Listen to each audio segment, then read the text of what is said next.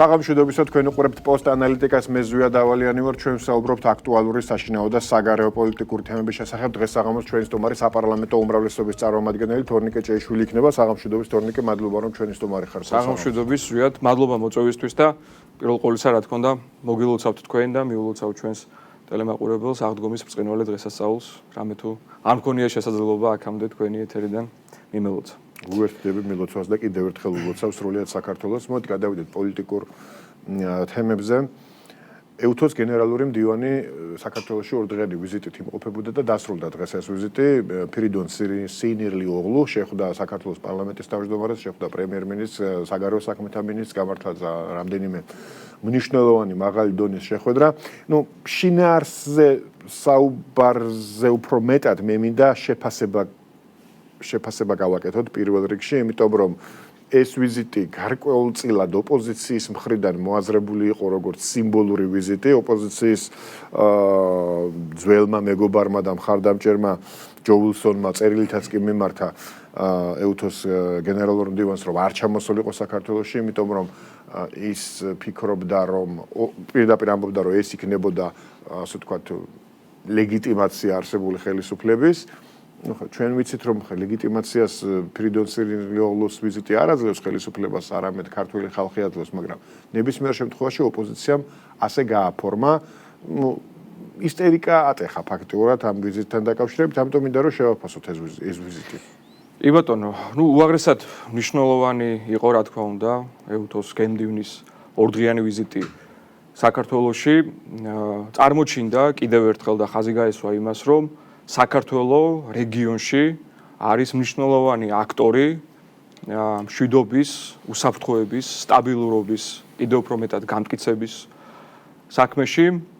მეორე მხრივ, რა თქმა უნდა, ამ ვიზიტს ჰქონდა თავისი ერთგვარი სიმბოლური დატვირთვაც და ის მართლაც ისტერია, რომელიც ვიხილეთ ჩვენ რადიკალური ოპოზიციის წარმომადგენელთა მხრიდან, ამ თვალსაზრისით ლოგიკური და ახსნადია. რატომ? იმიტომ რომ კიდევ ერთხელ მათ მიიღეს ცივი შხაპი, კიდევ ერთხელ საპნის ბუშტივით გასკდა ის ნარატივი, რომელსაც ავითარებენ, რომ თითქოს და საქართველოს და საქართველოს ხელისუფლება იმყოფება რაღაც საერთაშორისო იზოლაციაში და მე ამ კონტექსტში და ამავე თვალსაზრისით გარდა ბატონი სინირლიოღლუს ვიზიტისა არ შემიძლია არ აღვნიშნო ის უმნიშვნელოვანესი ვიზიტები, რომელიც თუნდაც ახლა მიმდინარეობს, მაგალითად პირველი ვიცე-პრემიერი კი ბატონო ლევან დავითაშვილი, ხუციშვილი, ფინანსთა მინისტრი იმყოფებიან ვაშინგტონში და ძალიან სერიოზული შეხვედრები იმართება ამ ვიზიტის ფარგლებში საერთაშორისო ფინანსურ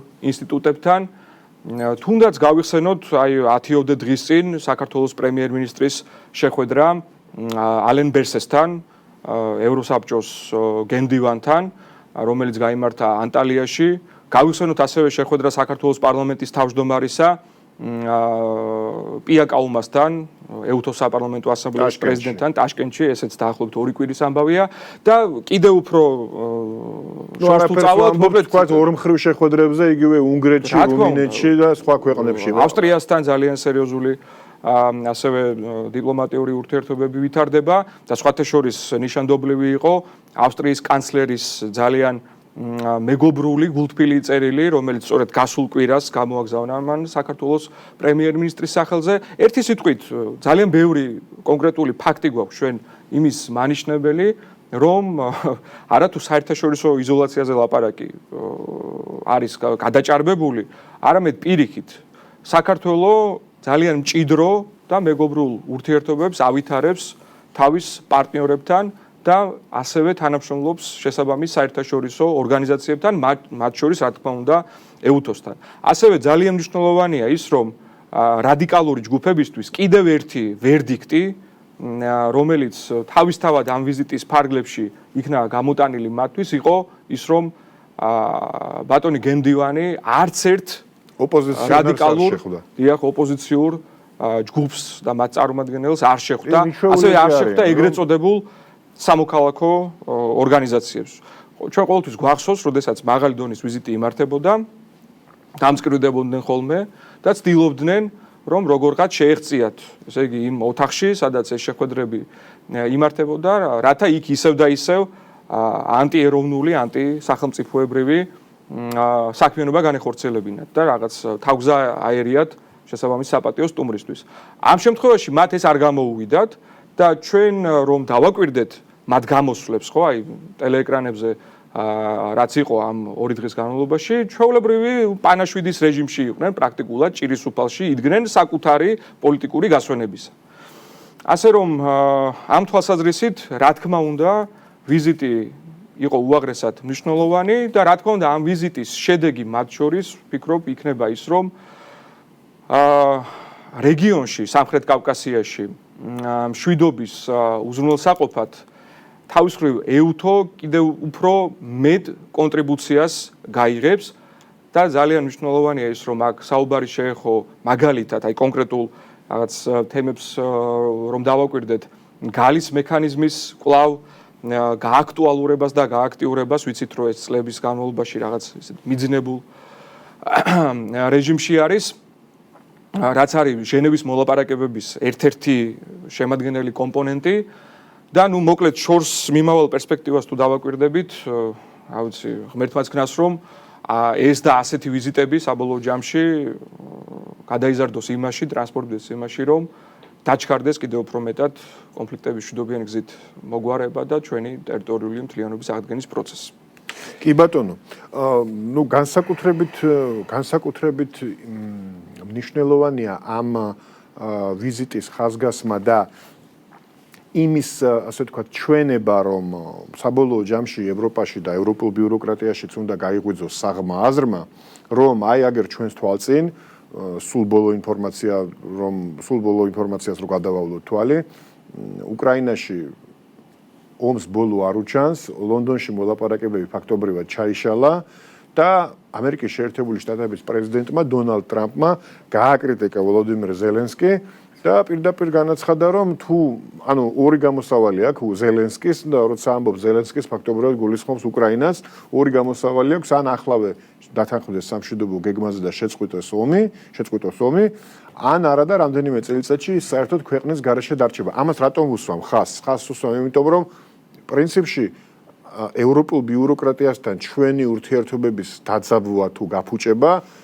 დაიწყო იქედან, როდესაც დაიწყო ჩვენზე ზეწოლა ომში ჩათრევის მიზნით. ნამდვილად. და იყო მოწოდებები, რომ საბოლოოდ ისინი მაინც ვერ რუსებზე ალაპარაკე მაინც ვერ გაიმარჯვებენ, რომ ესე იგი ამ ომში უკრაინა უკვე გამარჯვებულია, რომ ზელენსკი არის გმირი, რომელმაც არა მარტო თავისი, არამედ მთელი პოსტსაბჭოთა სივრცე უნდა გადაარჩინოს და ასე შემდეგ და სინამდვილეში რას ვხედავთ? სინამდვილეში ვხედავთ, რომ ამერიკის შეერთებული შტატების პრეზიდენტი აკრიტიკებს ზელენსკის იმის გამო, რომ მას არ უნდა ფაქტობრივად იმიტომ აკრიტიკებს, რომ მას არ უნდა მშვიდობა.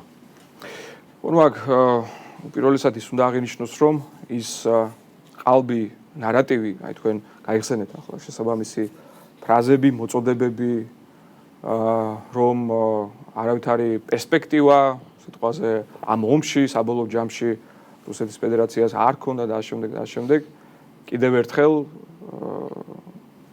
ხელის გულზე არის ის, რომ ეს იყო გვარი სიცრუე და ეს იყო პირიქით ბიძგი ამ შემთხვევაში უკრაინისთვის, რომ ისინი ამ სამხედრო კონფრონტაციაში შესულიყვნენ. ერთი მხრივ, მეორე მხრივ, ანალოგიური მოწოდებები ისმოდა, რა თქმა უნდა, საქართველოს მიმართაც, ხო? და ჩვენ რომ გავიხსენოთ ეს რეტროსპექტივა გავაკეთოთ 3 წლის წინ დაახლოებით უკვე ჩვენი ხელისუფლების მისამართით ღიად იყო მიმართვები და არა მარტო მიმართვები, კატეგორიული მოთხოვნებიც, სწორედაც აი ხსენებული ევროპელი ბიუროკრატების მხრიდან, ბრიუსელელი შეიძლება ვთქვათ ბიუროკრატების მხრიდან, რომ გაგვეწია პირდაპირ შეიძლება სამხედრო დახმარება, გაგვეგზავნა მოხალისეები ორგანიზებულად, შესაბამისი ჩარტერული რეისები შესრულებული იყო, სანქციები დაგვეწესებინა და ფაქტობრივად მეორე ხაზი გაგვეხსნა ფრონტისა.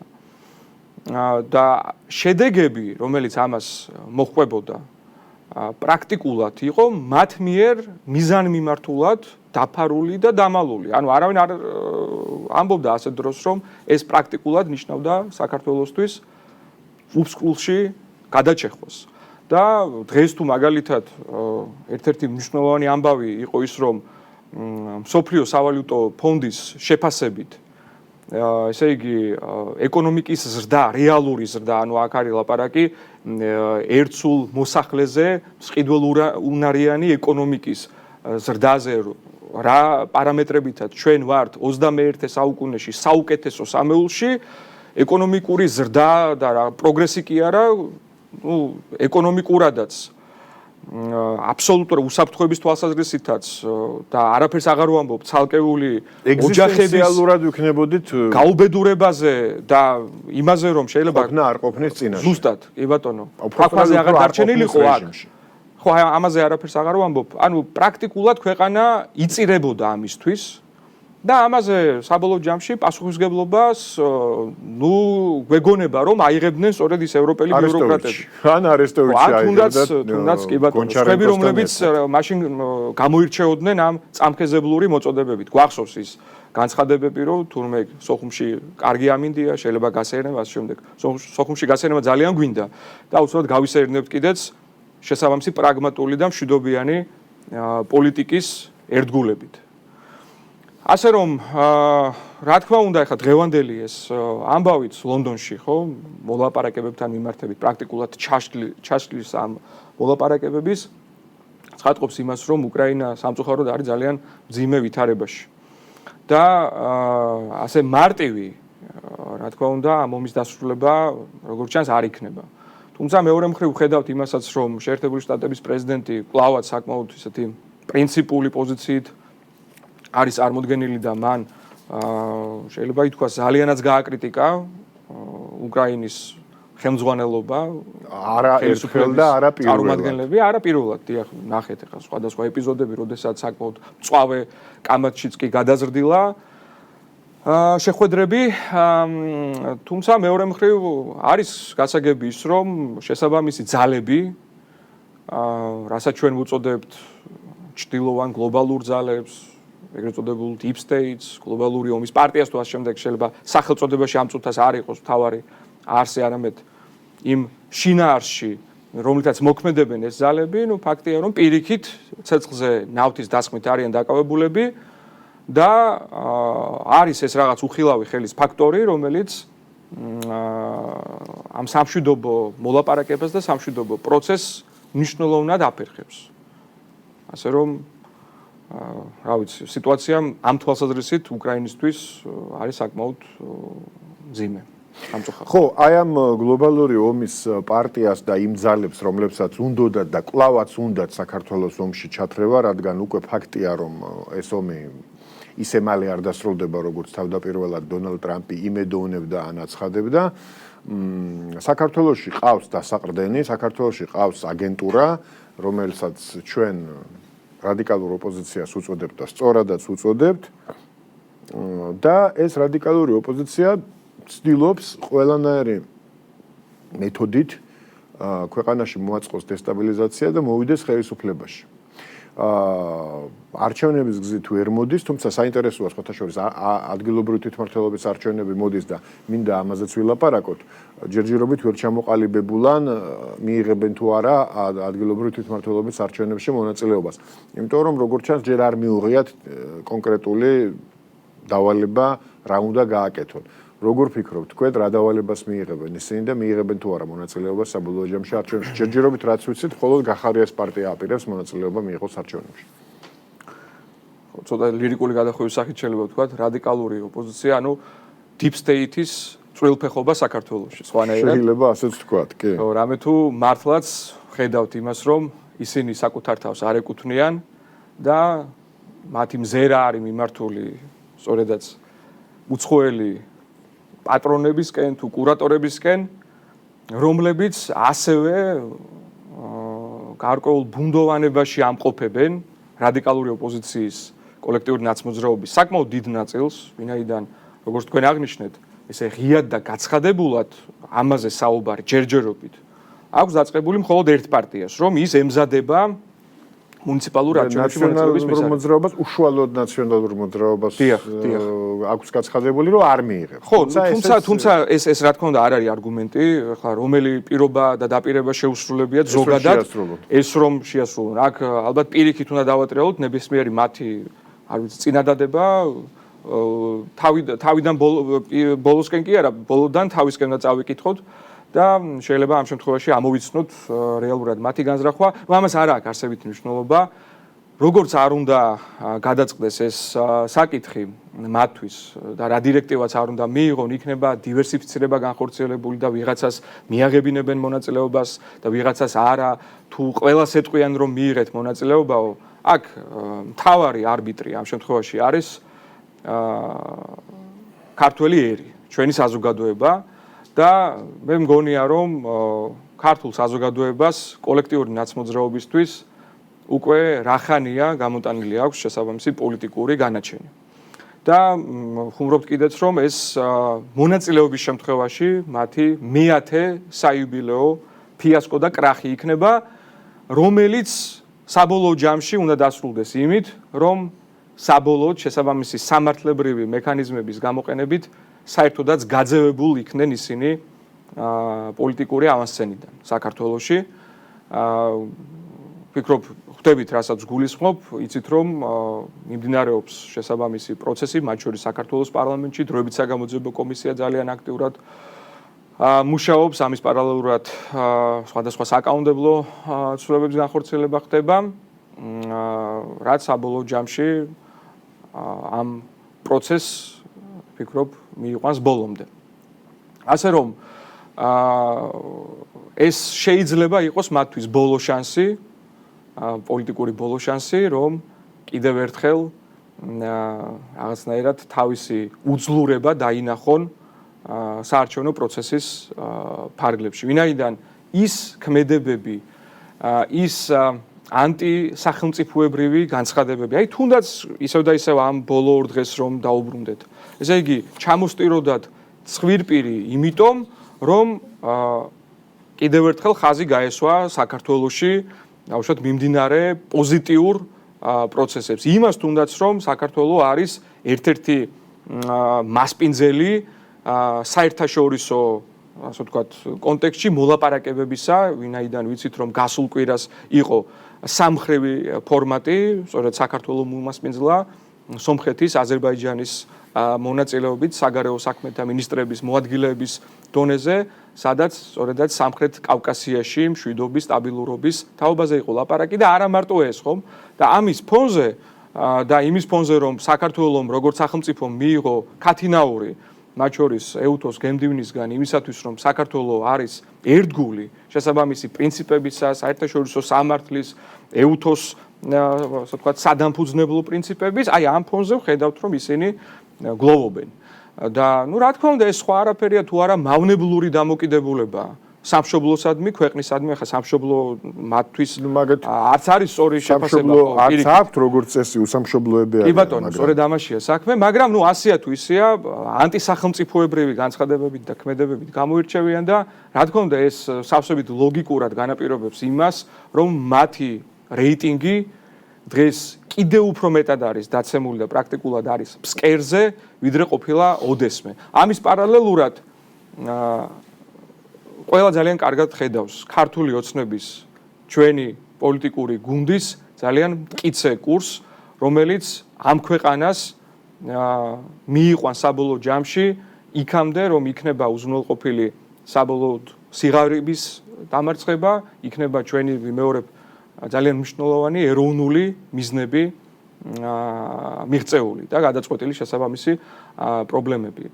ასე რომ ნახოთ, დავაკვირდეთ, როგორი იქნება მითითებანი, რასაც ისინი მიიღებენ და დავაკვირდეთ ასევე შესაბამის ცვლილებებს მათ ნარატივში, მათ განცხადებებში, რომელსაც ახლა დღეს ძალიან კატეგორიულად თითქოს და აცხადებენ, რომ ნუ ვიღაცები არ იღებენ თითქოს მონაწილეობას. ხოთაშორის რეიტინგი ახსენეთ და ძალიან საინტერესოა ზოგადად თვითონ კონკრეტულად სარომე ზურაბიშვილის და ზოგადად რადიკალების რეიტინგი, მათ შორის დღევანდელი ინციდენტი დავარქვათ ამას, შემდეგ როცა ზურაბიშვილს პეტრო პოროშენკოს სახელით დაუკავშირდნენ ცნობილი პრანკერები, ასე ვთქვათ, და მან ფაქტობრივად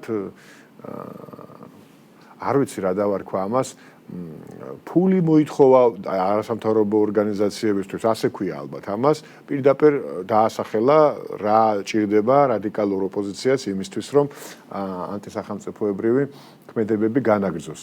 მე ვფიქრობ, რომ ესეც არ აისახება, ისედაც მათ დაბალ რეიტინგზე, ესეც არ აისახება კარგად.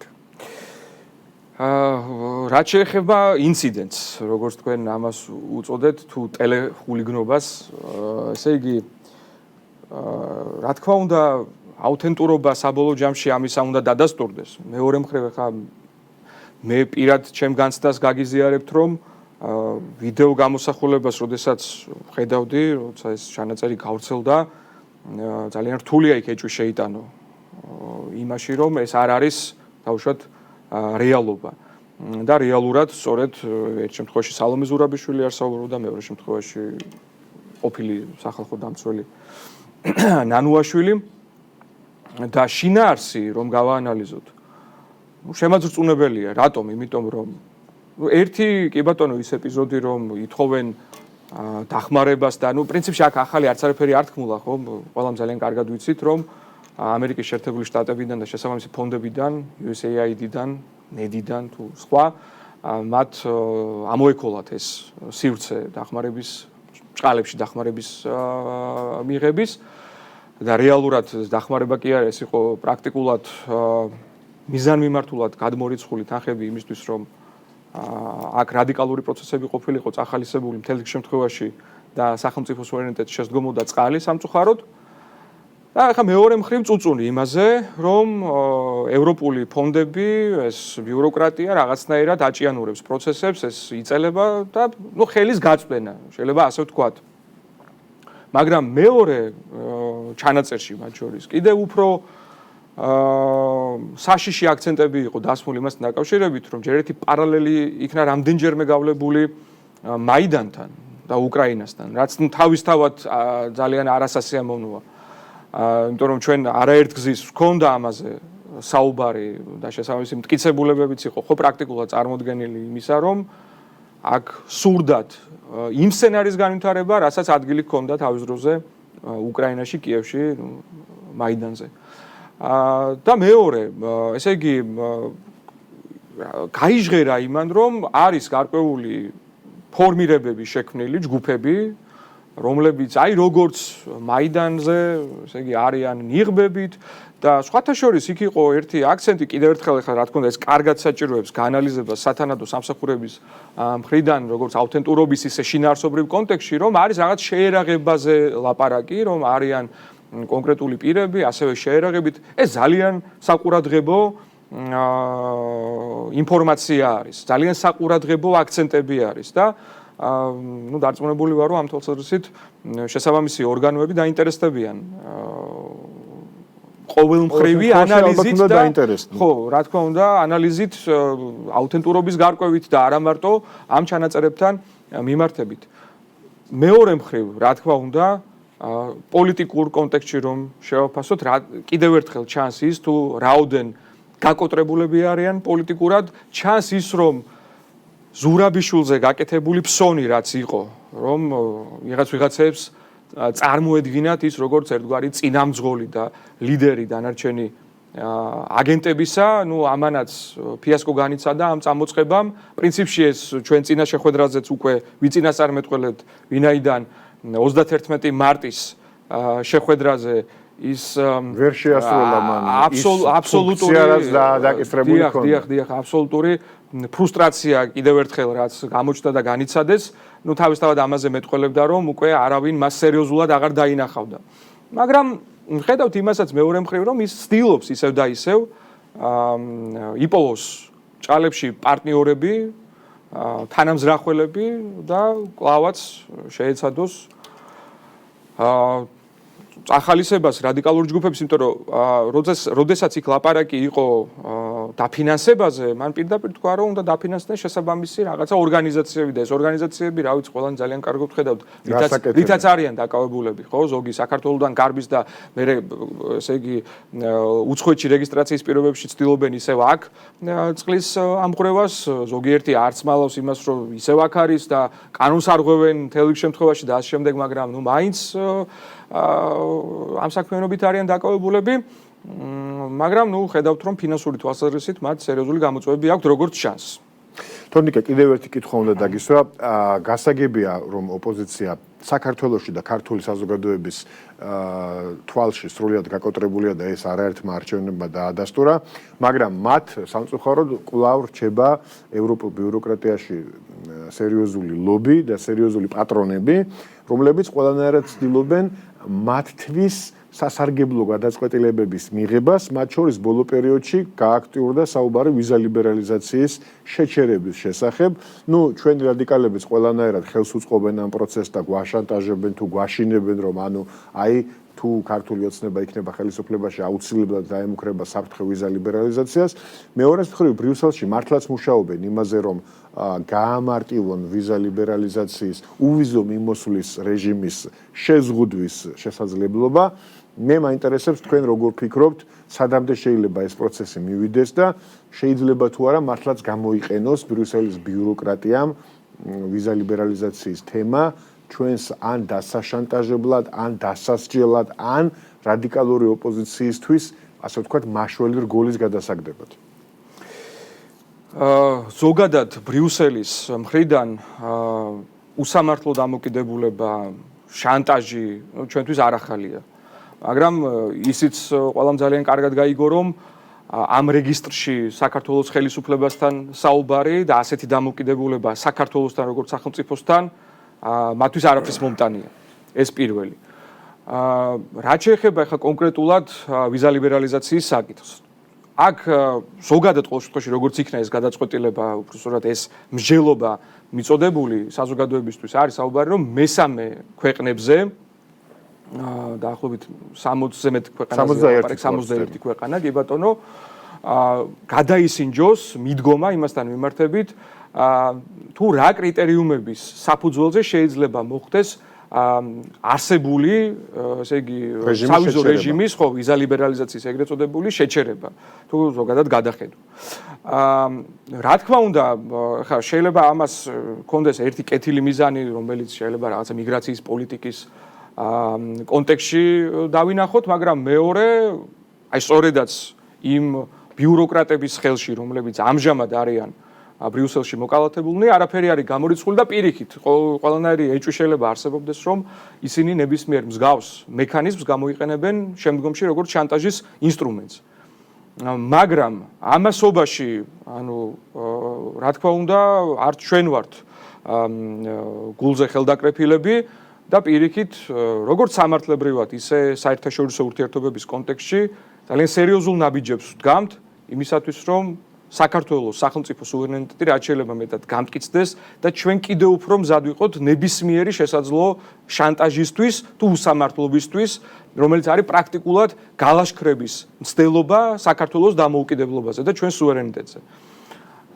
ასე რომ ფხიზლად ვართ, რა თქმა უნდა, ფხიზლად არის საქართველოს ხელისუფლება მთლიანად და ამ პროცესს დავაკვირდეთ საბოლოო ჯამში, როგორი გადაწყვეტილებები იქნება. თავისთავად, როცა ეს კრიტერიუმები ფართოვდება და კრიტერიუმებს შეიძლება მიეცეს განუჭრეტელი, ასე ვთქვათ, მასშტაბი და ხასიათი, ანუ თვლადიდან გადავიდეთ რაღაც სხვადასხვა შეფასებით, სუბიექტურ მიდგომებზე, ბუნებრივია ეს პროცესი ჭრილს მიაყენებს ისედაც, იმიტომ რომ პირიქით, ხო, როცა რაღაც კრიტერიუმებზეა ლაპარაკი, მარტივი ლოგიკაა, რომ რაც უფრო განჭვრეტადია ეს კრიტერიუმი, მით უფრო ყველაფერი, ასე ვთქვათ, შეიძლება სწორად განვითარდეს და აქ როცა რაღაც ბუნდოვანება შემოდის, შესაბამისი ეჭვებიც კიდევ უფრო მეტად მძაფრდება და რისკები იზრდება.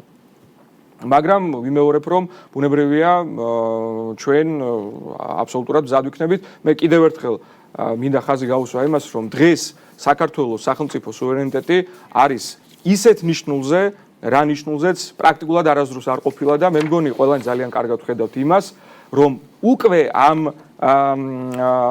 შესაბამის მაჩვენებელს მოაქვს სათანადო დამოკიდებულება და წერან შემთხვევითი არ იყო, რომ ვისაუბრეთ არაერთ წარმატებულ მაღალი დონის შეხვედრაზე, არაერთ ვიზიტზე და მე დარწმუნებული ვარ, რომ ასეთი შეხვედრები, ასეთი ვიზიტები, იქ ვიღაცას სადღაც ელჩის სტუმრობა უკვირდა, იქ არ ვიცი ხელის ჩამორთმევა, თითქოს ასე შემდეგ მოვლენა იყო და სხვა. ეს არის ჩვეულებრივი დღის წესრიგი და ამ დღის წესრიგს საერთაშორისო თვალსაზრისითაც რა თქმა უნდა საქართველოს მიყვება ისევ და ისევ ეროვნული ინტერესების განუხრელი დაცვის ხარჯზე. შეგვიძლია ამ სიტყვებით დავასრულოთ. დიდი მადლობა მინდა გადაგიხადოთ მომზადებისთვის, საინტერესო საუბრისთვის. თორნიკე ჭეიშვილი იყო ჩვენი სტუმარი. მაყურებელს შევახსენებ, პოსტ ანალიტიკა დღესამით დასრულებულია. ორშაბათამდე გემშვიდობებით, დროებით.